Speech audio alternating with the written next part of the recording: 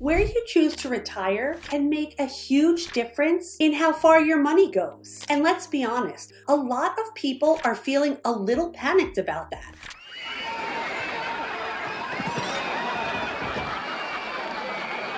According to the Federal Reserve, about 65% of non-retired adults say their retirement savings are not on track. So if you're looking at your 401k, your IRA, your saving account and thinking, this is not giving golden year vibes, this is giving part-time job at Costco vibes, you're not alone. Today I'm going to talk about the best states to retire in 2026. What makes them so retirement friendly, and some really big mistakes to avoid when you're deciding where to live out your next chapter. Stay with me because this is not going to be a boring statistics lecture.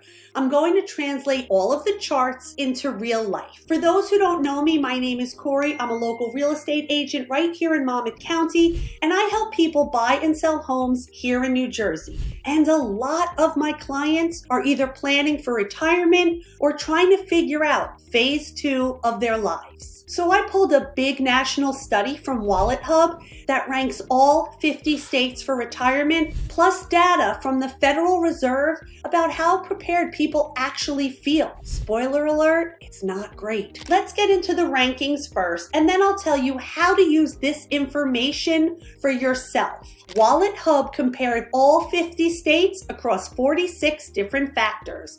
Things like cost of living, taxes, healthcare, weather, even fun stuff like golf courses and volunteer opportunities. Here are the top 5 states to retire in 2026 according to their analysis. Number 1, Wyoming. Number 2 is Florida, followed by number 3, South Dakota. Colorado came in number 4 and Minnesota number 5. Yeah, you heard right.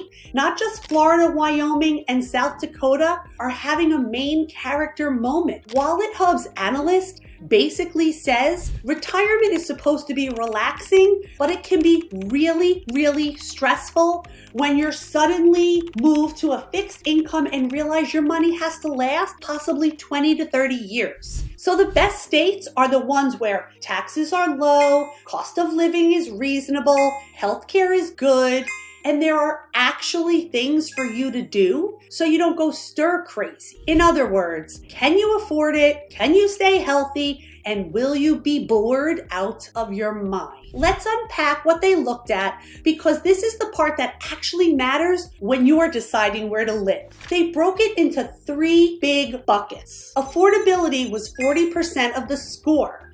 Adjusted cost of living, how tax-friendly the state is, especially for retirees. Whether there are estate or inheritance taxes, cost of in-home care and adult daycare, and how many seniors say they skip a doctor visit because of cost. Think of this as, can I survive on my retirement income without eating ramen noodles every night? Next was quality of life, which was 30% of the score. Share of seniors in the population, risk of social isolation, food insecurity for older adults, public transportation access, weather, scenic byways, shoreline, museum, theaters, golf courses, even bingo halls, volunteer opportunities, and how neighborly people really are. What about crime rates and elder abuse? They even went into air and drinking water quality. The translation, will I have friends, sunshine, safe streets, and something fun to do besides watch the news and scream at the television? And next was healthcare, which was 30% of the score. The number of doctors and nurses, home health aides. Are there enough doctors for the geriatric population? What is the quality and availability of hospitals? How healthy and active are seniors? What is the life expectancy and even the death rates for people over 65? Things like sleep and obesity, mental health for older adults. Basically, if something goes wrong, can you get good help quickly? And are you in a place that supports staying active and well? So when a state scores high overall, it means it's checking a lot of boxes at once. Let's talk winners and not so winners. At the top of the list, Wyoming was number 1 overall. Super strong on affordability, low taxes, and decent quality of life and safety.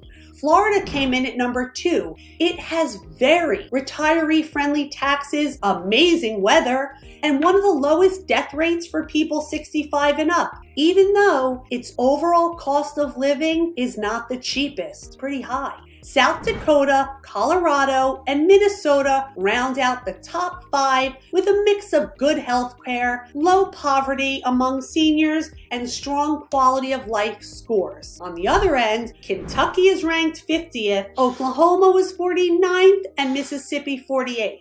And New York is way down at 45th overall, with one of the worst affordable rankings in the entire country. New York's affordability rank is literally 50 out of 50. So if you've been feeling like, why does everything cost so much here? Congratulations, it's not in your head. New Jersey, my home, where I love to live and where I help people buy and sell, comes in 35th overall. We rank 45th for affordability, 30th for quality of life, but a pretty strong 9th for healthcare, which is important. So New Jersey isn't the cheapest place to retire. Absolutely not. But is it terrible for retirees? Also no. This is where nuance and your personal priorities really do matter. Now, here's why this whole ranking conversation matters so much. The Federal Reserve asked people how they feel about their retirement savings. 65% of non-retired adults said they do not feel like their retirement savings are on track. Think about that. 2 out of 3 people who haven't even retired yet are looking at their accounts and going, yeah, this is not enough. At the same time, 67% of adults have some retirement assets, things like 401ks, IRAs, pensions, or other investments. But only 35% of non-retirees feel like their saving plan is actually on track. So most people have something, but they don't feel secure. That's exactly why where you live becomes such a big lever. If you're not 100% confident in your savings, you can either try to save dramatically more, work longer, or move somewhere where your money simply stretches further. Lower taxes, lower costs, better support for seniors. Ideally, you're doing a little mix of all 3.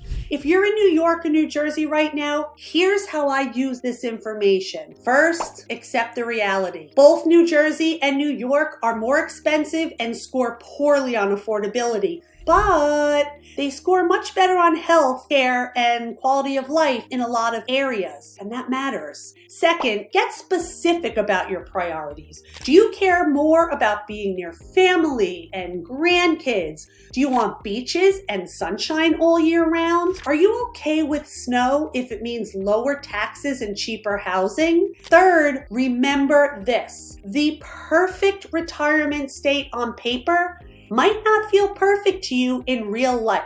Wyoming might win on the spreadsheet, but if you hate the cold and you hate winter and want to be near your grandkids in New York, that's going to matter.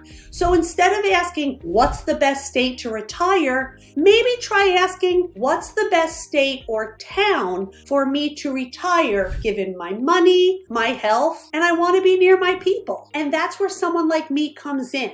If you're thinking about downsizing, selling, or relocating, especially from New York into New Jersey or vice versa, the numbers are only half of the story. Lifestyle is the other half. If you found this video helpful, can you do me a favor? Hit subscribe to my channel, drop a comment below, and let me know, where are you dreaming of retiring? Are you Team Florida, Team Mountain State, or are you honestly thinking, I just want a low maintenance home, good doctors, and a really good coffee shop that knows and gets my order right? If you're anywhere in the New York, New Jersey orbit, and you're trying to figure out what your next move is, whether that's downsizing or moving closer to family, or selling and heading to one of those top 5 states, please reach out. I am always happy to talk through options, run numbers with you, and connect you with other amazing agents in other states if you decide to make the big move. Me, for now, I'm staying here in New Jersey. It's what I know, it's what I love,